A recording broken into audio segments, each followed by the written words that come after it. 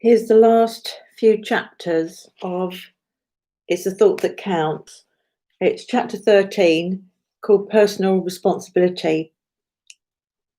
Each of us plays an important role in the world, regardless of our status, how much money we have, where we live, what we do for a living, whether we are married, single, children, or not. Every one of our thoughts, emotions, ideas, and dreams contributes to the landscape of humanity. Together we make the world the way it is. In the grand scheme of things, there is no one more important or less important than you, only people with different roles. Everyone's presence on the planet adds to the collective consciousness. Everyone is important. It's not unusual to look at someone and think, how magnificent you are. But there is someone somewhere looking in your direction, thinking that about you. If we want the world to be different, it's up to us to take responsibility for it. Each of our intentions, positive or negative, contributes to the whole and changes it in some way, just as creating a website changes the information content of the internet. Every thought, emotion, value and belief, idea and dream is valid, even seemingly negative ones. It is not always harmful to have negative thoughts or painful emotions, even though we are well aware of their effects. It is often the case that people experience pain in order to jump up into a positive state. The challenging experience of pain can help us to grow. It is important also not to judge a person acting from a negative space. To do so is to show a lack of compassion for another's pain and also to condemn yourself. Everyone has a place in the world, and together we make it exactly the way it is. If we want to make lasting changes in the world, consistency is the key.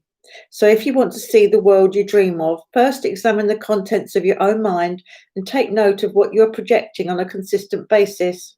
Second, work on resolving your own personal suffering. And finally, bring your thoughts, attitudes and actions into alignment with what you wish to see in the world. Each of us individually is much more important and powerful than we believe. It is because most of us don't realise this that we keep on thinking and behaving in the same way. If, however, we can learn to consistently see the world through wiser eyes, seeing the beauty of nature and the inner beauty of all people, then we will create more beauty. This can be the legacy that we leave for our children. Many of us condemn events that are undesirable, berating people for not doing anything or to change things while never realizing that we have a constant hand in their creation. Our attitude provides the food that nourishes the people doing the very things we disapprove of. We would do better to simply notice what is undesirable and then say that we love whatever the opposite might be. For example, seeing war as undesirable, so we might say, I love peace, and then be peaceful in your interaction with people. Also, try to focus on examples of peace in your personal life and in the world, because what you focus on, you get more of. It would also be good to search for the place within yourself that houses forgiveness and practice forgiving people for any wrongs you believe that they have done to you or to the world. If you have difficulty in doing any of these things, then seek a suitable resource, book, counsellor, therapist or teacher who can guide you in changing your inner beliefs, because it is our inner beliefs that cause us to think and act in particular ways. One such book I would recommend is Loving What Is by Byron Katie. That's Katie. Being mindful like this is taking personal responsibility for your own life and for the part you play in the world. This is important because you are an inspiration to people all over the world, even if you don't realise it. Who you choose to be today will impact on the people you come into contact with, and through the web, the people you do not. It is who you choose to be now that matters. So, who do you choose to be? Chapter 14. 3 simple rules. There are 3 simple rules you can live by that can make you happy, inspire happiness in those around you, and change the world. These are love for self, love for others, and love for nature. Rule 1, love for self. Have you ever said to someone, I love you just the way you are? If you have, I bet you meant it, because you have a great capacity to see the best in each other. Love for self is saying, I love myself just the way I am, Or even if you find this difficult, I'm willing to try to find a way to move in this direction. Quite often, in trying to change ourselves, we beat ourselves up and dislike ourselves, and this sometimes makes us depressed. So, love for self would also mean that it's okay to feel how you are right now. Some people who have gone through depression have found that this is a good place to start. Love for self also means to try to stop criticizing yourself. Try to stop beating yourself up for what you should or shouldn't have done. And try to stop blaming yourself for things that have happened in the past. A child learns from its mistakes, but shouldn't be condemned for making them. It was a part of the process of learning of evolution. In the grander scheme of things, we are all children and will inevitably make mistakes. It's part of the process. I once heard Dr. Wayne Dyer tell a story of how trappers used to catch monkeys in the jungle. They would set down a large heavy jar containing sweet nuts in an area where monkeys lived. The jar had a narrow neck, just wide enough for the monkey's arm so he could reach in to take the nuts. When the monkey came along, it would reach into the jar and grab the nuts. But its tightening grip would make its hand too wide to get out of the jar. It would try and try, but it couldn't get its hand out of the jar unless it let go of the nuts. But it wouldn't let go of the nuts, even though it was stuck. And the jar was so heavy that it couldn't drag it to a different place. The trappers would return the next day and find the monkey still with its hand in the jar. It had been there all night, never having let go of the nuts, and therefore being unable to move. This is what we tend to do in our personal lives. We hold on to things that happened in our past, playing them over and over in our minds, blaming ourselves or others and refusing to let go. But this makes us heavy and unable to move forward in our lives. We trap ourselves. Forgiveness is key, is sin. This doesn't mean you have to condone the actions of another person, only to forgive them. Doing this frees you to move on. My friend Bruce Mackay once said to me while we were in the mountains of Peru, "Where are you?" Bemused and trying to be funny, I said something along the lines of, "I'm on a path in the mountains of Peru." To this he replied, excuse me, "No, you are here." He then said, "What time is it?" As I looked at my watch, he said, "It is now. You are here and the time is now." We tend to waste a lot of time in life by mulling over past events or by worrying about the future. But there is only one time, now. In 10 minutes' time, it will be a new now, but it will still be now. The present moment is where you are, and in this moment, you are deeply loved. You don't need to wait until sometime in the future to be loved or until you have committed 100 selfless acts. If love is the guiding hand of all things, then you are loved now. You have always been loved, and you will always be loved. If I pointed to someone and said that they were created out of nothingness with a breath of pure love, what would you think? How would you regard them? I bet you would see them as a truly divine being, a wonderful spiritual being with a destiny to bring more love in the world. Well, I am pointing at you. You are that person. You were created with loving breath. This love is in every cell of your body. I once heard a story about a woman who was feeling depressed, unloved, and unimportant. One day, a friend came to her house and learned how she felt. He felt compassion for her. His attention was then drawn to the pictures on her mantelpiece, so he asked about them. The woman smiled as she explained that they were her children and grandchildren. She lit up as she described how proud she was of them and listed their achievement. Her friend then looked at her and said, "God has a picture of you on his mantelpiece." It doesn't ultimately matter what you own, what you have accomplished, or what you do in life. You're important just because you exist. There's a little trick that can help you to develop love for yourself. It's called being kind to yourself, and it's fun. Treat yourself to what you really want. Spoil yourself. Take a long bath with some candles and oils burning around you. Have a massage or a healing treatment. Get your hair done or get a new image. If you don't have the resources or ability, then try to find something really special that is possible for you. Maybe there's something you love to do but haven't done for a while. And you do whatever it is you want, and do so with the thought, I'm a great and wonderful divine being. I'm deeply loved. I love myself and I deserve this. Rule 2, love for others. We have an amazing capacity to see the best in each other. So as often as you can, try to see the best in the person right in front of you. See the best in family members, friends, work colleagues, people you come into contact with throughout the day, people at meetings, clients, children, even people you regard as enemies and people who have hurt you in the past. When you make an effort to see the best in someone, you help to bring it out in them. I used to be an athletics coach, and I could only bring out the best in the athletes when I made an effort to recognise their uniqueness. When I saw it, I could point it out to them, so it became more obvious and they were able to develop it. And they felt great because I had complimented them. It works the same way with qualities of character. If someone told you were a generous person, for instance, after some thought and maybe some mental replaying of past times, you would probably think to yourself, hey, I am a generous person. And with that thought foremost in your mind, you'll probably go through your day being even more generous than normal and touching many more lives along the way. Pointing out great qualities in people can change the world. To start with, you could notice, say, that someone occasionally showed kindness.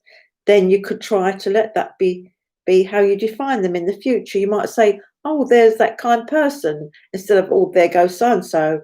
Have you heard the gossip? My friend Stuart Wilkie used to say, if you have nothing nice to say, then don't say anything at all. It's nice to be nice, as they say. How you label a person is not who they are, of course. It's just your label, based upon your limited connection with them. You might not know them very well, but you can always make time to see something positive in someone that might help them feel better about themselves. You might notice that they are a great parent, or a great communicator, or that they have a nice smile or nice hair, or wearing nice clothes today. Be creative. Sometimes it might be difficult to see something positive in a person's behaviour because circumstances have influenced some people so much that the positive part of them is buried. You can look for it, help them to find it. Sometimes behaviour can cloud the truth, but no matter how many clouds there are, the human spirit never ceases to shine from behind them. The actress Elizabeth Caproni, my partner, reminded me once that an aeroplane might take off on a cloudy day, but as it rises above the clouds, it reaches a place where the sun always shines. She pointed out that everyone is beautiful on the inside. This natural love always shines from within. It's just that we don't always notice it. It's up to you to rise above the clouds that might be facing you and see it. The actor David Heyman, a dear friend of mine, once said to me while describing someone who brought lots of conflict into the room with him, he is an angel of God, cleverly disguised as an asshole. So which part of a person are you willing to see? The part you focus on is the part you will then see most and will tease them out of it. If a person has hurt you in the past, try to forgive them, let it go and see their light from within. As Mark Twain wrote, forgiveness is the fragrance that the violet sheds on the heel of those that crush it. Why not choose to be a violet today? In 2004, I read in a national paper that a brother and sister had written to a judge who was about to pass sentence on the driver of a truck that had killed their parents in an accident. It was a plea to him not to imprison the driver. The letter brought tears to the judge's eyes as he read it aloud in court, emphasising the extraordinary capacity for forgiveness that the brother and sister had shown. If all of us followed their example, the world would transform overnight. Overnight, we would surpass the forgiveness tipping point. So do you choose to forgive or do you choose to sue? Forgiveness is a beautiful thing, as is kindness. Genuine kindness in particular carries extraordinary power. This is where you have nothing to gain from being kind and only wish to help. It is different from acting in order to gain something else. The vibration of the web is different. With a genuine act, the vibration of the web is greater. Of course, it's not wrong to be aware that you will gain something from a kind act, because there will always be a gain for you. You can't avoid that. You get back what you give out in one form or the other. So if you give out kindness, you will receive kindness in the same way. In fact, you receive the moment you give. Don't you feel great when you help someone? But the real point is to be kind, not in order to get something back, but from a genuine, heartfelt wish to help. Then your act carries much more weight. As my mum always tells me, it's the thought that counts. In the Bible, it's written, I may speak with the words of men and of angels, but if I have not love, I am but a resounding gong or a clanging cymbal. To do something from a space of love carries real power, so examine your motivation. Anonymous acts of kindness can also have a huge impact. There was a time a few years ago when I was extremely short of money. One day I received an envelope in the post containing £20. There was no name or address, only a piece of paper with the words, God bless.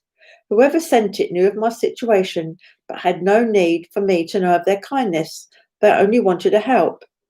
That £20 was like a lottery win to me, and it meant more and stretched further because of the love that came with it. The spirit of the gift was far more important to me than its monetary value. So it is with your genuinely kind thoughts, words, and actions. The spirit of your intentions carries a power. Have you ever seen the film Pay It Forward? It features a young boy who is set a school project to come up with a plan to make a difference in the world. His plan is to commit a very special act of kindness for 3 people, an act that can make a real difference to their lives. When each person wishes to show their gratitude, he says he doesn't want them to repay the kindness to him, but to find 3 people whose lives they can make a difference in and help them instead. Those people in turn do something kind for 3 others, who will help 3, who will help 3 others, and so on. In this way, they pay it forward.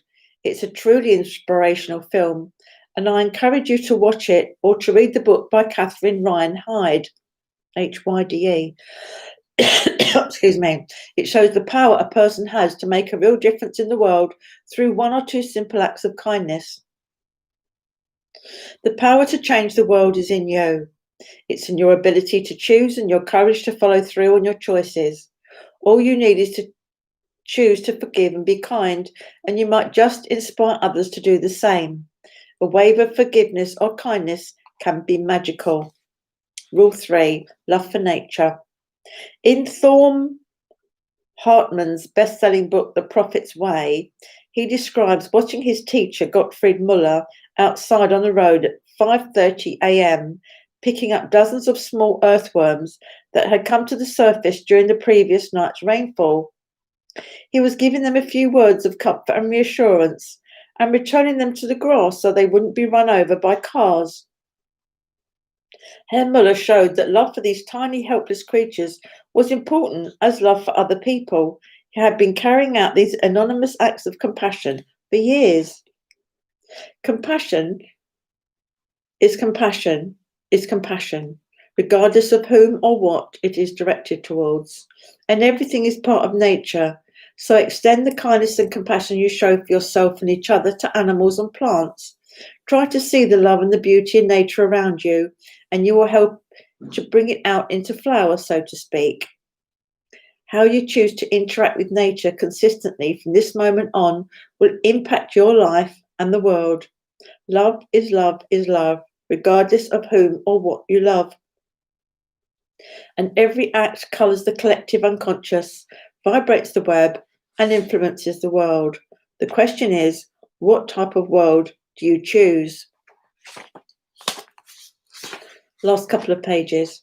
In closing, your thoughts are far more powerful than you have ever imagined them to be. They are the starting point of all change, and so the source of all change is within you. You have the power to change conditions inside your body, and you have the power to change those outside it.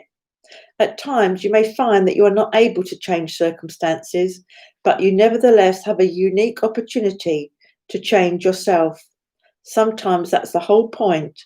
And as you change yourself, the effects of the new you vibrate throughout the entire world, making it a better place. You are more beautiful than you have ever believed yourself to be. You are part of God or the equivalent in other spiritual and religious traditions and can never ever be separate from Him. This infinite source of all things is in every cell in your body and is revealed in every moment of your life. Your higher self is a fragment of God or whoever you choose to think of, and is simply more aware of its heritage than you are. It has encoded a general theme for your life into your DNA, and through this and other experiences, you have an infinite number of unique opportunities to experience your godliness. This theme is your life's purpose. Try to discover it. Look within yourself for what brings you most joy. That is where you will find it. Then, as you allow yourself to experience the feelings of joy, fascination, wonder, awe, excitement, and enthusiasm that the idea of living your inspiration brings, you will find that things around you will change so that your dream becomes your reality. And it is not only your own life that will be affected. Every thought, feeling, word, or act sends ripples throughout the world, making a difference in the lives of other people. But the most important aspect of your thoughts, feelings, words, and actions is where they come from. Helping someone through genuine compassion, for instance, is far more powerful than doing so out of a sense of guilt or a desire to be recognized for your kindness. In the same way, intentionally crushing an insect has a destructive effect. It is the thought behind the act, however insignificant, that is important. It's the thought that counts. So, look at yourself honestly. Honestly. Examine your thoughts, feelings, attitudes, beliefs, and behavior. Then make any changes that you believe are necessary until what you project to the world is consistent with what you wish to see in the world. The world will change as we change. It can't do anything else because it is part of us. Your degree of honesty with yourself will determine the speed of the changes and how profound they are. Eventually, as we learn to see God in ourselves, in everyone else, and in everything else, the changes will be massive. To begin with, try to live by the 3 simple rules: love for self, love for others, love for nature. Try to see the love, the kindness, compassion, honesty, forgiveness, and gratitude all around you, regardless of how well it is hidden. See that the world is already beautiful, and in so doing, choose more of the beauty than the pain. You don't need to hate the pain, you only need to choose something else. Choose love, choose peace, choose kindness, choose honesty, and extend your hand in forgiveness and trust. Let these new choices colour the actions of your life from this day onward. Then you will see the beauty and magnificence that are already present around you, and you will believe that everything is indeed perfect. Such faith can move mountains. And that's the end of the book. And the rest of it is filled with pages and pages of references and further reading. So a good book, a deep book, and I hope you enjoyed reading it along with me.